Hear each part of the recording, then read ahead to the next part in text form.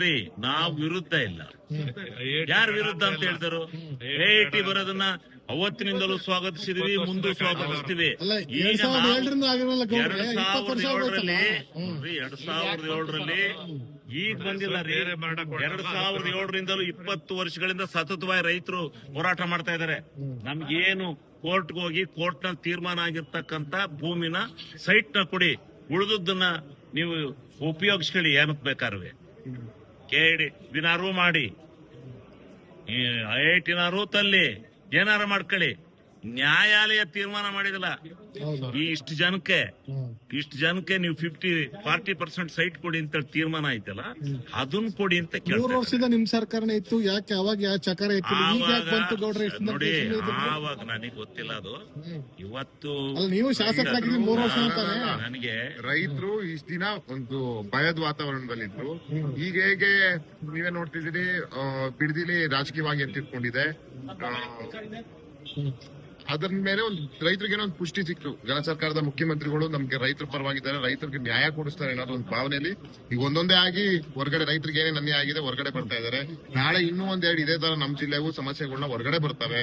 ಹಾಸನ ಜಿಲ್ಲೆ ಹಾಗಾಗಿ ಹಾಸನ ಜಿಲ್ಲೆಗೆ ಆಗಿರೋಷ್ಟು ರೈತರಿಗೆ ಅನ್ಯಾಯ ಇನ್ಯಾವ ಜಿಲ್ಲೆಯಲ್ಲೂ ಆಗಿಲ್ಲ. ಹಾಗಾಗಿ ಇವತ್ತು ರೈತರು ಅವರು ಉಮ್ಮತವಾಗಿ ಬಂದಿದ್ದಾರೆ. ನಿಮ್ಗೆಲ್ಲಾ ಗೊತ್ತಿರೋಂಗೆ ಅದಾಗ್ಲೇ ಏನ್ ಕಂಪಲ್ಸರಿ ಲ್ಯಾಂಡ್ಗೆ 40% ಅವ್ರು ಹಕ್ಕುಬಾದರಾಗಿದ್ದಾರೆ. ಹೈಕೋರ್ಟ್ ಸಹ ಸೂಚನೆ ಕೊಟ್ಟಿದೆ, ಏನ್ ಪಾಲಿಸಿ ಇಲ್ಲಿದೆ ಆ ಪಾಲಿಸಿ ಅಂತೆ ನೀವು ರೈತರಿಗೆ ಅನುಪಾತದಲ್ಲಿ ನಿವೇಶನಗಳನ್ನ ಹಂಚಿ ಅಂತ ಹೇಳಿದೆ. ಅದಕ್ಕಾಗಲೇ ಟೆಂಡರ್ ಪ್ರಕ್ರಿಯೆ ಕಂಪ್ಲೀಟ್ ಆಗಿ ಎಲ್ಲಾ ಮುಗಿದಿ ಆಗ್ಲೇ ಏಜೆನ್ಸಿ ಸಹ ಇದೆ. ಕಾಂಟ್ರಾಕ್ಟರ್ ಬಂದು ಜಾಗದಲ್ಲಿ ತಮ್ಮ ಅವರು ಏನು ಸಾಮಾನುಗಳನ್ನೆಲ್ಲ ಇಟ್ಕೊಂಡು ಮೆಟೀರಿಯಲ್ಸ್ ಆಗಿರ್ಬೋದು ಎಲ್ಲ ಡಂಪ್ ಮಾಡ್ಕೊಂಡು ಗಲಾಟೆ ಆಗಿ ತೆಗೆದ ಮೇಲೆ ಮತ್ತೆ ಇಲ್ಲಿ ಕೆಲಸ ಮಾಡಕ್ಕೆ ಅಲ್ಲಿ ಬಿಡ್ತಾ ಇಲ್ಲ ಇನ್ನೊಂದು ಗುಂಪು.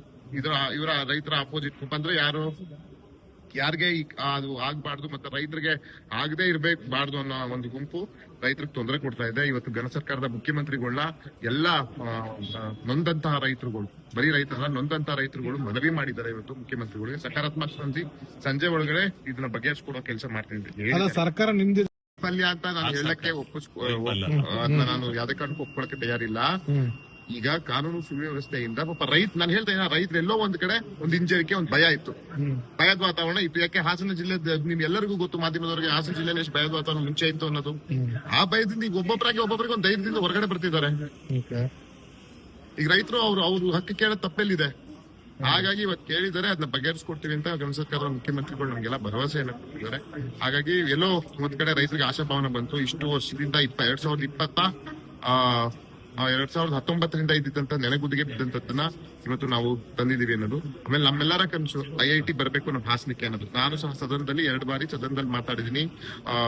ಕೇಂದ್ರ ಎಜುಕೇಶನ್ ಸಚಿವರು ಧರ್ಮೇಂದ್ರ ಪ್ರಧಾನ್ ಅವ್ರನ್ನ ಭೇಟಿ ಮಾಡಿ ಗೌರವಪೂರ್ವಕ ಮನವಿಯನ್ನು ಸಲ್ಲಿಸಿದ್ವಿ. ಸದನದಲ್ಲೂ ಮಾತಾಡಿದೆ. ಇಲ್ಲಿವರೆಗೂ ಕೊಡ್ಲಿಲ್ಲ. ಕಳೆದ ವರ್ಷ ಚುನಾವಣೆಗೋಸ್ಕರ ಬಿಹಾರ್ಗೆ IIT ಕೊಟ್ರು. ಅವರು ಚುನಾವಣಾ ಬಜೆಟ್ ಅಲ್ಲಿ ಏನು ಕಳೆದ ವರ್ಷ ಬಜೆಟ್ ಅಲ್ಲಿ ಈ ಮುಂಬರುವ ಬಜೆಟ್ ಅಲ್ಲಾದ್ರೂ ಕೊಡ್ತಾರೆ ಅನ್ನೋದು ನಮ್ಮೊಂದು ಆಶಾಭಾವನೆ. IITಗೆ ಯಾಕಂತ ಹೇಳಿದ್ರೆ ಸುಮಾರು ಅಧಿಕಾರಿಗಳು ಹೇಳೋ ಪ್ರಕಾರ ನಮ್ಗೆ 350ರಿಂದ 400 ಎಕರೆ IITಗೆ ಬೇಕು ಅಂತ ಹೇಳ್ತಾರೆ. ಹಾಗಾಗಿ ಅದಕ್ಕಿಂತ ಹೆಚ್ಚು ನಮ್ಮಲ್ಲಿ ಇದ್ರ ಲಭ್ಯತೆ ಇದೆ, ಯಾವುದು ಭೂಮಿ ಲಭ್ಯತೆ ಇದೆ. ಹಾಗಾಗಿ IIT ತರದ ಪ್ರಾಮಾಣಿಕ ಪ್ರಯತ್ನ ಮಾಡ್ಲಿ ನಾನು ಕೇಳ್ತಾ ಇದ್ದೀನಿ, ಎಲ್ಲರನ್ನೂ ಕೇಳ್ತಾ ಇದ್ದೀನಿ. IIT ತರುವಂತ ಪ್ರಾಮಾಣಿಕತೆ, ಯಾಕಂದ್ರೆ ಕೇಂದ್ರ ಸರ್ಕಾರದಲ್ಲಿ ನಾವು ವಿರೋಧ ಪಕ್ಷದಲ್ಲಿದ್ದೀವಿ. ಇಂಡಿಯಾ ಮೈತ್ರಿಕೂಟ ಅದ್ರಲ್ಲಿ ನಾವು ಒಂದು ಭಾಗ ಕಾಂಗ್ರೆಸ್, ಅಲ್ಲಿ ನಾವು ವಿರೋಧ ಪಕ್ಷದಿಂದ ಈಗ ನಮ್ಮ ರಾಜ್ಯದ ಮುಖ್ಯಮಂತ್ರಿ ಅಲ್ಲ, ನಮ್ಮ ರಾಜ್ಯದ ಕೇಂದ್ರ ಸಚಿವರು ಹೋಗಿ ಮನವಿ ಮಾಡಿ IIT ಕೊಡಿ ಹಾಸನಕ್ಕೆ ಅಂತ ಕೇಳ್ಬೋದಲ್ಲ.